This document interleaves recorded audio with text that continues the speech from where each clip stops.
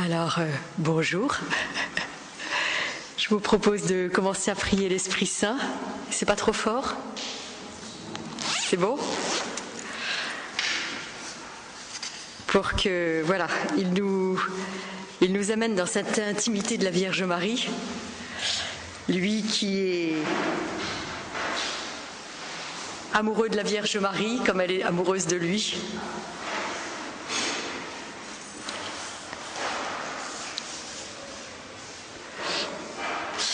Viens, Esprit Saint,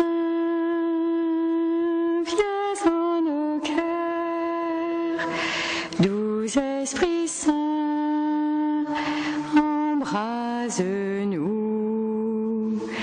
Viens, Esprit Saint, viens en nos cœurs, doux Esprit Saint, embrase-nous. Viens, Esprit Saint, viens en nos cœurs, doux Esprit Saint, embrase-nous. Oui, viens, Esprit Saint, viens nous révéler ces plans d'amour que le Seigneur a sur nous et qu'il nous dévoile à l'avance à travers la Vierge Marie. Viens nous réjouir de cette vocation magnifique qui est la nôtre et que le Père nous invite à vivre dès à présent ce bonheur du ciel sur la terre.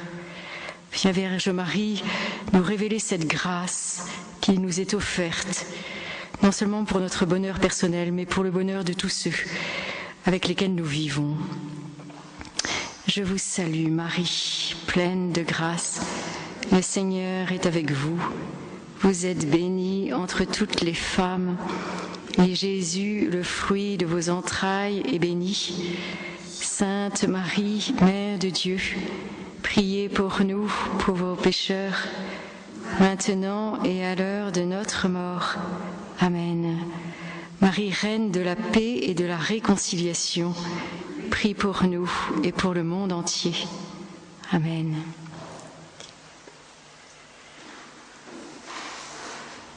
Voilà, alors beaucoup d'entre vous me connaissent, donc il y a un an on m'a demandé si j'acceptais d'animer une journée spirituelle et on m'a demandé quel était le thème que je choisissais.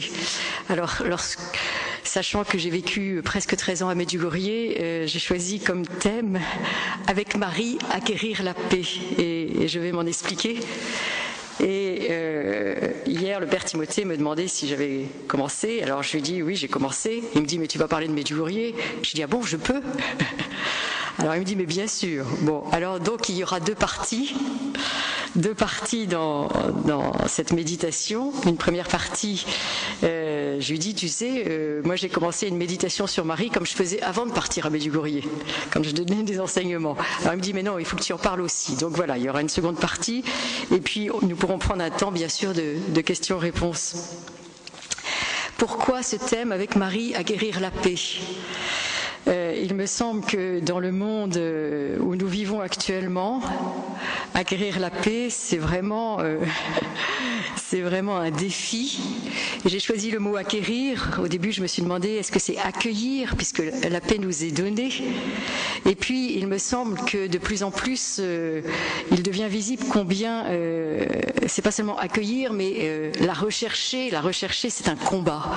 Cet accueil de la paix, c'est vraiment un combat. Et donc, acquérir parce qu'il va falloir qu'on s'engage. Et donc, qui plus que la Vierge Marie peut nous montrer dans la vie qui a été la sienne, dans les persécutions, dans les contradictions, dans les incompréhensions, les délations, trahisons qui ont été les siennes, comment a-t-elle pu garder la paix? Et il me vient là, bon, puisque j'ai le droit de parler de Medjugorje, bon, je vais me laisser surprendre par l'Esprit Saint, il me vient tout de suite un exemple. Nous avons une sœur là-bas, sur place, sœur Emmanuelle, qui pendant la guerre est donc restée avec 3-4, la guerre des Balkans où tout le monde était rentré chez soi, les étrangers. Et un jour, elle va voir une de celles qui voit la Vierge, Vitska, Et elle la trouve en train de balayer chez elle en chantant. Et Sœur Emmanuelle lui dit, mais Witzka, comment peux-tu être dans une joie comme ça et chanter? Il lui semblait même que c'était de l'insouciance de sa part, alors que ton frère et tes cousins sont au front. Et alors Witzka lui répond, mais Sœur Emmanuelle, mais qu'est-ce que mon inquiétude changerait à la situation? Ils sont dans la main de Dieu, Dieu les aime, Dieu veille sur eux, et donc Dieu fait son travail, et moi je fais le mien, et donc je balaie, et je suis dans la louange, et je rends grâce à Dieu. Et je crois que je n'ai pas fini de méditer sur cette réponse de Witzka, qui montrait d'ailleurs par toute sa vie exactement ce qu'elle disait. Elle le vivait et elle disait uniquement ce qu'elle vivait. Et vous voyez cette confiance en Dieu, cette confiance en la Vierge Marie, et qui s'occupe de ce qu'on lui confie, et puis après, tout adviendra pour le mieux. Voilà, quoi qu'il arrive.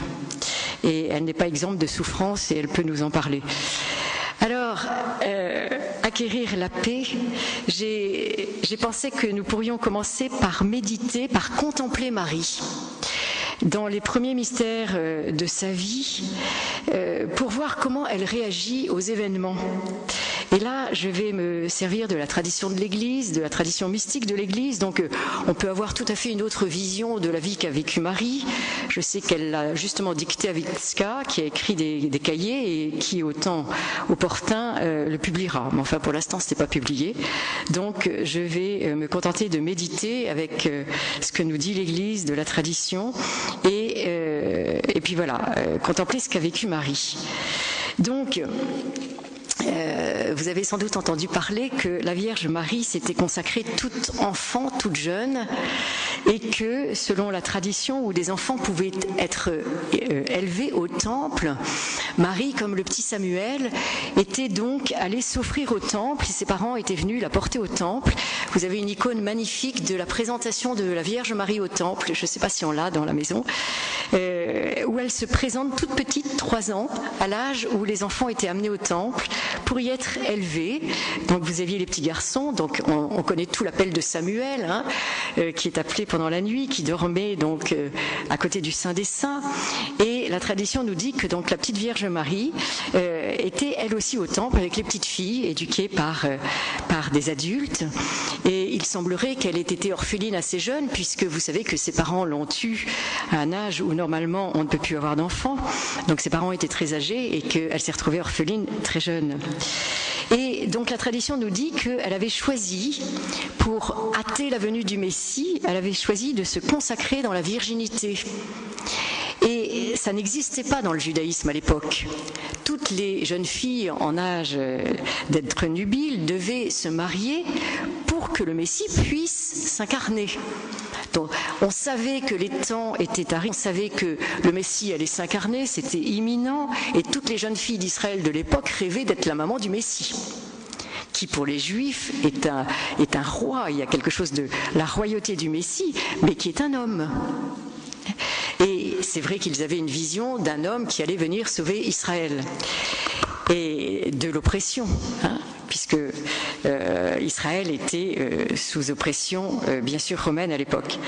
Et voilà que la Vierge Marie avait donc émis ce désir de cette virginité, et à l'âge de sa nubilité, ses responsables, et sans doute Zacharie, qui était quelqu'un de sa famille, qui était prêtre, se sont mis en devoir d'accomplir donc cette loi en Israël de la marier. Première contradiction.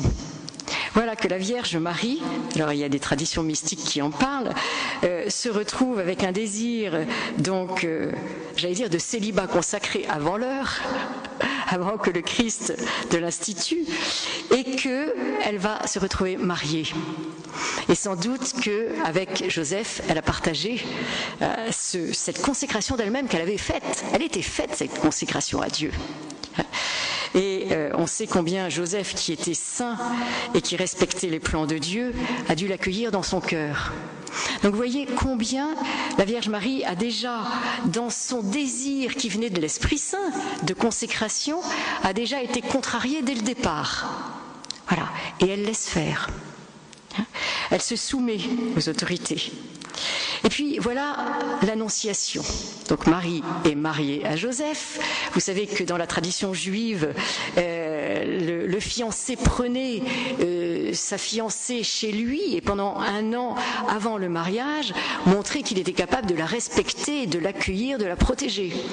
Voilà, donc avant qu'ils n'aient eu de relations, et on sait qu'ils n'en auront pas, de relations intimes j'entends, ils avaient des relations de cœur à cœur, de frère à frère, de frère à sœur, d'époux à épouse. Vous voyez, ils avaient cette relation d'amour envers le Seigneur, où ils se protégeaient l'un l'autre, où ils s'aidaient l'un l'autre. Et voilà que l'ange Gabriel vient rencontrer Marie, qui avait complètement renoncé à être maman et qui entend qu'elle va être la mère du Messie. On peut imaginer dans quel état Marie se retrouve. Vous savez, à l'époque, une jeune femme enceinte en dehors des liens du mariage était lapidée, c'est tout simple, hein ? Donc Marie, non seulement met sa vie en danger en accueillant et en répondant oui à l'annonce de l'ange, mais en plus, elle met la vie de celui qu'elle porte en danger. Et vous voyez, on peut contempler Marie dans son silence, dans son accueil. Voilà, ça vient de Dieu, c'est évident que ça ne vient pas d'elle, puisqu'elle y avait renoncé. Et voilà que c'est elle que Dieu choisit pour accomplir son dessein de rédemption sur l'humanité. Qui est-elle pour révéler à Joseph les secrets du roi? Qui est-elle pour se justifier? Et vous voyez, Marie est celle qui, par excellence, va laisser Dieu faire. C'est son plan, c'est lui qui va l'accomplir. Et c'est lui qui va prendre en charge de protéger le plan qu'il a décidé. Mais alors, c'est pas seulement pour se protéger elle. Marie aime Joseph. Il y a un amour de tendresse, il y a un amour de prédilection entre eux. Ils se sont accueillis comme un don et un choix de Dieu l'un pour l'autre. Et Marie voit Joseph souffrir. Et là, je crois que dans la réaction de Marie, combien nous pouvons contempler ce respect qu'elle a pour le plan de Dieu. Vous voyez, ce qui vient de Dieu, Dieu est Dieu. Ce n'est pas à nous de lui dire ce qu'on a à faire, ce qu'il a à faire, pardon. Et elle sait très bien que Joseph ne va rien comprendre. Elle sait qu'il va se sentir d'autant plus trompé, trahi, qu'ils ont partagé ce secret, ce désir de virginité, ce désir d'être tout entier à Dieu et à Dieu seul. Et elle ne va pas essayer d'empêcher Joseph de vivre ce qu'il a à vivre, cette nuit de l'esprit. Elle ne va pas essayer d'empêcher la souffrance de Joseph. Vous voyez combien l'attitude de Marie peut nous être précieuse pour ceux qui sont mariés parmi nous, pour ceux qui vivent en communauté parmi nous. On voudrait tellement, pour toutes les personnes que nous aimons, on voudrait tellement leur empêcher la souffrance. Et quelquefois, la souffrance est le lieu où Dieu va venir creuser nos cœurs, nous préparer à des missions. Et on voit combien Marie va être celle qui laisse Dieu faire, qui a mis Dieu au centre de sa vie. Elle ne se situe pas comme le sauveur de Joseph. Elle aurait pu, hein. Combien d'époux ou d'épouses vont essayer de sauver leur époux ou leur épouse? Eh bien non, c'est pas notre rôle pour ceux qui sont mariés, c'est pas notre rôle pour ceux qui sont en communauté, d'essayer de sauver l'un ou l'autre. Notre rôle, c'est vraiment d'intercéder, d'offrir, de souffrir avec l'autre, d'offrir cette souffrance à Dieu et de le laisser vivre dans le secret des cœurs. Et combien c'est difficile pour nous. Et on voit combien Marie ne cherche pas non plus à être comblée par son époux, à chercher à être protégée par lui, elle va chercher à être comblée uniquement par Dieu seul. Et là, combien nous voyons que ça peut être un piège de chercher, vous voyez, dans l'autre, à combler nos désirs, nos besoins, notre espérance, notre désir pour les femmes d'être comprises, par exemple, le désir pour un homme d'être admiré. Et combien on peut attendre de l'un ou de l'autre? Eh bien, si nous attendons les choses de Dieu, c'est lui qui permettra que nous ayons la réponse à nos besoins, mais par les moyens qu'il voudra, par les chemins et les personnes qu'il voudra, et pas forcément par celles qu'on aurait choisies. Et combien dans les couples, nous savons qu'il y a de souffrance parce que l'autre ne comprend pas, n'adhère pas, ne communie pas. Et combien peut-être c'est cette souffrance offerte qui va pouvoir enfanter l'autre sur un chemin de sainteté. Et je crois que là, nous avons une clé déjà, une clé dont la Vierge nous parle beaucoup à Medjugorje, mettre Dieu au centre de notre vie. Ne pas mettre un être humain au centre de notre vie. Quand on nous dit celui qui aime son mari ou sa femme plus que moi, celui qui aime ses enfants plus que moi n'est pas digne de moi, dira Jésus, ça peut paraître très très dur. Et c'est exactement ça. Est-ce que c'est vraiment Dieu qui est d'abord le premier dans ma vie, et alors les autres je vais les aimer d'un débordement d'amour que je reçois de Dieu dans la prière, dans l'intimité avec lui, dans la contemplation, ou est-ce que je vais passer mon enfant avant Dieu, et donc mes soucis avant Dieu? Et vous voyez, on va voir que la Vierge Marie intercède pour Joseph, mais évidemment qu'elle intercède pour Joseph. Mais après, c'est pas son œuvre. Elle reste à sa place, de toute petite, qui contemple l'œuvre de Dieu. Et je crois que à travers cette petite contemplation de la Vierge Marie, j'ai pris sa consécration, j'ai pris l'annonce de l'ange Gabriel. Après, on pourrait prendre tous les rejets dont elle a été l'objet, cet exil où il va falloir chercher à donner de quoi manger à l'enfant Jésus. Ils ont tout perdu. Cet exil où ils vont se retrouver comme des étrangers. Combien la Vierge Marie connaît tout ce que nous avons vécu. Elle sait tout ce que nous pouvons vivre de plus difficile, que ce soit au niveau matériel, au niveau psychologique, au niveau spirituel. Elle ne comprenait rien. Elle fait confiance. Mais elle ne comprenait rien.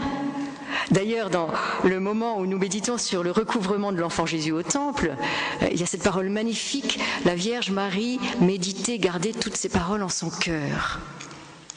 Elle gardait ces paroles, elle les méditait. Puis elle va demander à l'Esprit Saint de lui permettre de comprendre. Et vous voyez, comment accueillons-nous les événements dans notre vie ? Est-ce que nous demandons au Seigneur de les changer? Et quelquefois, évidemment, nous pouvons demander de les changer, mais est-ce que, le Père Timothée en a très bien parlé ce matin dans son homélie, est-ce que nous exigeons que les choses changent selon ce qu'on a décidé? Ou est-ce que nous supplions le Seigneur que son plan puisse se réaliser à travers ces événements? J'ai demandé un message à la Vierge Marie juste avant de descendre. Je faisais toujours ça quand j'étais à Medjugorje et que je parlais aux pèlerins. Je demandais, donne-moi un message puis montre-moi ce que tu veux que je dise. Alors je vous le lis. C'est le message du 25 décembre 1996. Chers enfants, aujourd'hui je suis avec vous d'une manière spéciale, tenant le petit enfant Jésus dans les bras.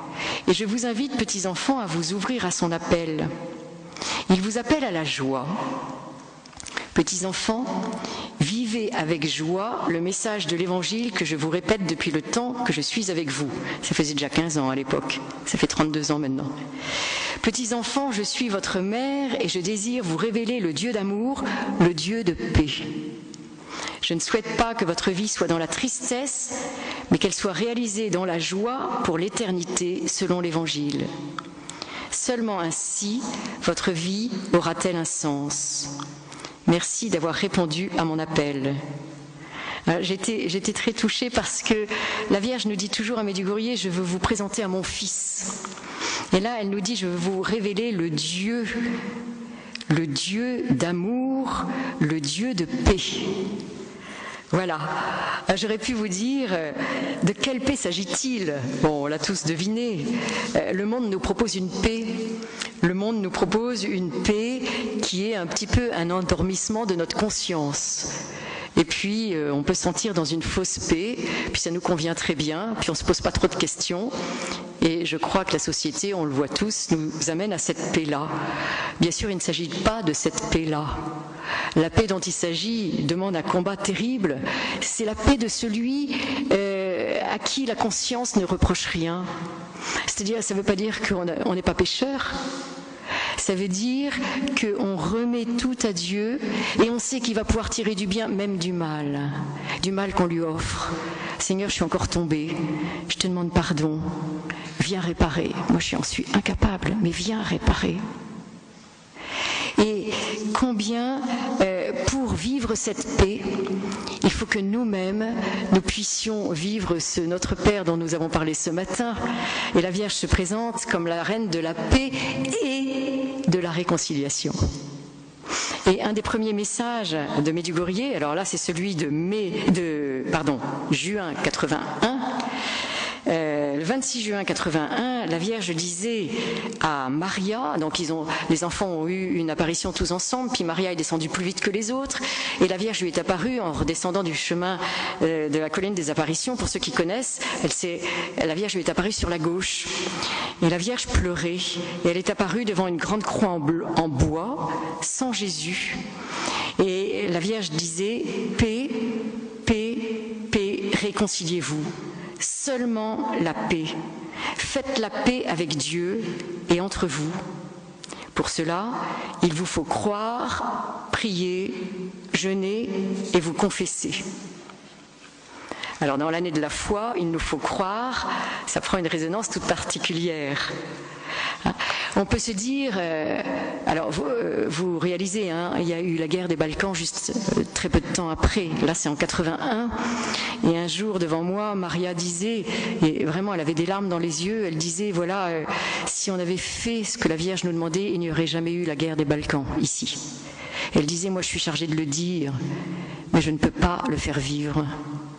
Et on voyait qu'elle avait une tristesse infinie devant les ravages de cette guerre et les ravages qui continuent dans les cœurs, parce que on met du temps à retrouver la confiance quand il y a eu la trahison, quand il y a eu la violence, quand il y a eu des meurtres, quand il y a eu des horreurs.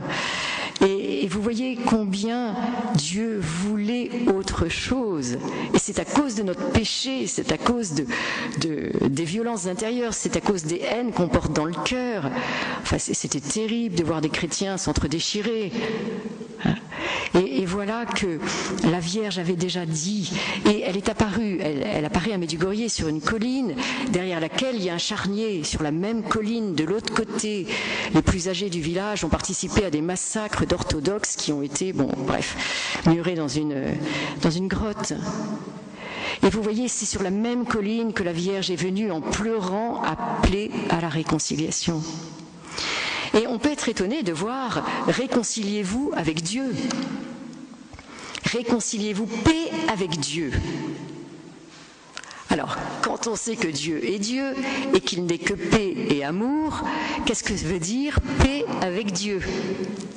Forcément, ça vient de nous. Forcément, c'est nous qui pouvons être divisés avec Dieu. Et vous voyez, c'est tellement fréquent de voir que nous projetons sur Dieu les propres images de notre Père. Le Père Timothée l'a à peine effleuré ce matin. Souvent, la première icône du Père du ciel, c'est notre propre Père de la terre. Et la première icône de la Vierge Marie, c'est notre maman. Et selon ce que nous avons vécu avec eux, nous risquons de projeter sur Dieu peut-être un Père lointain, dans ces nuages qui ne s'occupaient pas de nous, ou au contraire un père juge qui ne voyait que ce qu'il y avait de mauvais en nous, et on va croire que Dieu nous attend au tournant pour voir si on a réussi à faire ce qu'il nous demandait, et que si nous ne réussissons pas, c'est la sanction qui va tomber. Et vous voyez combien nous risquons de projeter sur Dieu. Et là, je voudrais vous donner un petit témoignage personnel. Lorsque j'avais 15 ans, j'ai un membre de ma famille qui est décédé, et c'était donc mon grand-père. Ma grand-mère, c'était celle que j'aimais le plus au monde, et ça a été un choc terrible, et j'ai coupé mon cœur à Dieu, je l'ai fermé, et j'ai dit si c'est ça, c'est terminé entre nous. Seulement Dieu était le centre de ma vie, et ma vie n'avait plus aucun sens, et ça a été absolument les années les pires que j'ai pu vivre, où j'ai pensé d'ailleurs au suicide, et si je suis encore là, c'est bien grâce à lui. Et voilà que grâce à Dieu, il s'est révélé à moi 2 ans après, 2 ans de combat, de recherche, Et voilà voilà qu'à l'âge de 30 ans, donc 15 ans après, j'ai une cousine germaine qui est décédée avec son mari dans un accident de voiture. Nous avions un mois d'écart, nous étions extrêmement proches. Et on m'a annoncé cette nouvelle au moment où je partais adorer le Saint-Sacrement. Et je me suis retrouvée seule à la chapelle avec Dieu et je lui ai fait une scène. Je lui ai dit, mais qu'est-ce que tu as fait ? Mais qu'est-ce que tu as fait ? Mais c'est pas possible, comment as-tu pu permettre cela ? Et ce qui m'a impressionnée, c'est que je n'ai eu aucune réponse. Vous savez, 1 heure sans réponse, c'est long. Et au bout d'1 heure, j'ai compris que j'avais 2 possibilités. Soit je me révoltais, comme la première fois, je quittais mon habit et je partais et c'était terminé. Et par pure grâce, j'ai pu avoir la seconde solution. La seconde solution, c'est je comprends rien, mais je te fais confiance. Et je crois que tu peux tirer du bien, que tu les aimes plus que moi, je pouvais les aimer, que tu les accueilles et que tu vas t'occuper des enfants. Et vous voyez, ce qui a été impressionnant, c'est que, en continuant à méditer, je me suis dit, mais qu'est-ce que Dieu a fait devant la mort de ses amis ? Mais il a pleuré. Est-ce que Dieu est responsable ? On a su par la suite que l'accident de voiture était dû à ce que l'ingénieur des ponts et chaussées avait mal fait la route. Je me suis dit, mais est-ce que Dieu est responsable qu'un ingénieur fasse mal son travail et que 2 personnes, un jeune couple, en pleine force de l'âge, disparaissent ? Qu'est-ce que Dieu fait quand quelqu'un meurt avec ses bras grands ouverts sur la croix ? Mais il nous accueille. Et il nous dit, mais est-ce que tu veux de mon amour ? Est-ce que tu veux du bonheur que je t'ai préparé ? Est-ce que tu me confies ceux à qui tu es attaché ? Est-ce que tu me fais confiance que je vais m'en occuper ? Et vous voyez combien on peut avoir des images de Dieu terribles. Il est tout puissant, il peut empêcher le mal. Mais non, il est percuté par le mal. Il prend sur nous, sur lui, notre mal. Il vient l'habiter. Il vient le porter en nous. Combien il souffre en chacun de nous, des trahisons. Et vous voyez combien nous avons besoin de nous réconcilier avec Dieu. Et je vous partage ça parce que quelquefois on peut avoir des petites amertumes contre Dieu, très secrètes, dont on n'est même pas conscient, mais qui nous habitent et qui nous minent. Et c'est comme un doute par rapport à la foi, et ça nous mine. Je crois qu'il y a quelqu'un qui voulait rentrer. Ça nous mine. Et combien nous avons besoin d'oser laisser monter toutes les révoltes que nous pouvons avoir contre Dieu. Pourquoi as-tu permis ce drame dans ma vie ? Pourquoi as-tu permis que le couple qu'on a essayé de construire soit défiguré ? Pourquoi as-tu permis telle maladie ? Pourquoi as-tu permis tel échec ? Pourquoi as-tu permis tous les pourquoi qui peuvent nous habiter, que Jésus a pris sur la croix ? Pourquoi m'as-tu abandonné ? Mais Père, je remets mon esprit entre tes mains. Et sans doute la Vierge Marie, tous ces pourquoi, elle est présentée devant Dieu et elle laissait Dieu lui dévoiler son plan quand il le voudrait. Alors la réconciliation avec Dieu, la réconciliation avec soi-même. Un jour, il y a une femme, une Italienne, qui est allée voir Maria, qui lui a dit « Maria, tu es mon dernier secours, je n'ose même pas aller voir un prêtre, j'ai commis 18 avortements. Et voilà que je te demande de parler de moi à la Sainte Vierge ce soir à l'apparition. » Et Maria lui a dit « Je te promets, je vais parler de toi à la Sainte Vierge. » Et Maria a parlé de cette femme, et la Vierge a eu une parole, une. Elle a dit « Par elle, la vie sera victorieuse dans de nombreux cœurs. » C'est tout. Elle n'a pas parlé de son passé, elle n'a pas parlé de son présent, elle ne s'était toujours pas confessée. Elle a parlé de son avenir, bénédiction sur son avenir. Et à la fin de l'apparition, donc Maria l'a rencontrée, puis lui a dit, voilà, la parole de la Vierge, elle lui a dit, mais allez voir un prêtre, vous allez voir, ça va bien se passer. Elle a vraiment encouragé. Non seulement cette femme a eu le courage de se confesser, elle a eu le courage de changer de vie, et elle a eu le courage de témoigner. Et bien actuellement, des centaines d'enfants ont été sauvés par son témoignage. Voilà comment le Seigneur se sert de quelqu'un pour aider tous les autres. Et vous voyez combien la Vierge prononce comme Dieu des paroles de bénédiction. Dans une grande douceur, dans un grand soutien, elle bénit notre vie. En même temps, elle nous montre le chemin, elle est très ferme. Je lisais quelques messages pour me préparer, et un des messages récents, c'était... un message tout récent de ces mois-ci, c'était « Éloignez-vous du péché et de la tentation ».